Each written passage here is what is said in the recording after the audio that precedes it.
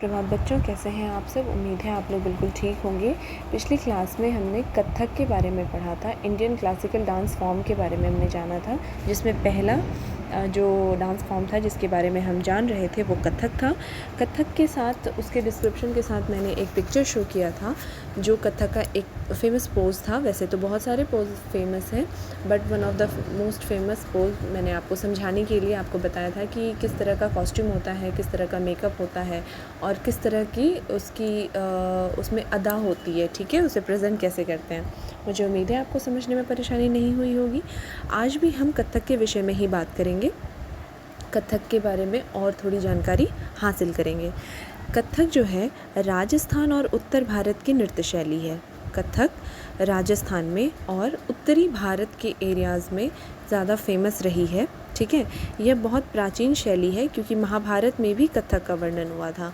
ये कितनी पुरानी है इसके बारे में तो हमने पिछली क्लास में भी पढ़ा था, क्योंकि रामायण में भी जब कुशी लव के नाम से जाना जाता था तो लव कुश ने जो गाना राज दरबार में प्रेजेंट किया था, आपको याद होगा, वो एक फॉर्म कथक का ही था। ठीक है,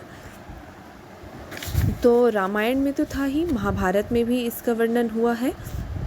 मध्यकाल में इसका संबंध कृष्ण कथा और नृत्य से था। यानी कि हर एक काल में, हर युग में कथक की महानता रही है, कथक प्रचलित रहा है, चाहे वो रामायण हो, चाहे महाभारत हो या कृष्ण युग में हो। राधे कृष्ण के साथ जो नृत्य वगैरह हुआ करते थे, कथा गीत हुआ करते थे, उस समय रहा हो, तो ये काफ़ी पुराना प्रचलन रहा है, प्रचलित है, फेमस है। और आपने देखा कि रामायण में भी इसकी विशेषता रही है, इसके बारे में वर्णन रहा है, महाभारत में भी इसकी चर्चा रही है और कृष्ण कथा में भी इसकी चर्चा रही है।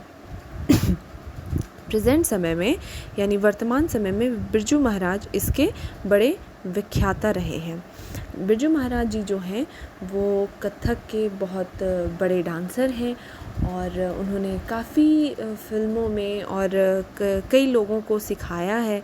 और बिरजू महाराज जी का नाम जो है कथक नृत्य में सबसे ज़्यादा फेमस रहा है, जो इस शैली को अभी तक जीवित रखने का काम किए और उन्होंने उसी परंपरा को आगे भी बढ़ाया। ठीक है, हिंदी फिल्मों में अधिकांश नृत्य इसी शैली पे आधारित होते हैं। आप इतनी सारी मूवीज़ देखते हैं, फिल्में देखते हैं, उसमें आपको एक क्लासिकल डांस फॉर्म तो मिल ही जाता है जो कथक पे बेस्ड होता है ना, क्योंकि कथक बहुत फेमस डांस फॉर्म रहा है, जिसकी वजह से कि उस पर बहुत सारे गाने आधारित बनते हैं। हमारी मूवीज़ में उसे यूज़ किया जाता है और काफ़ी सारे स्टार्स जो हैं अभिनय जो करते हैं, जो एक्टिंग करते हैं, वो कथक प्रेजेंट करते हैं।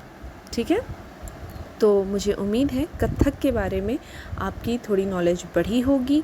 आप इसको ज़रूर लिखेंगे और इसे बार बार पढ़ेंगे तो आपको ये समझ में आ जाएगा।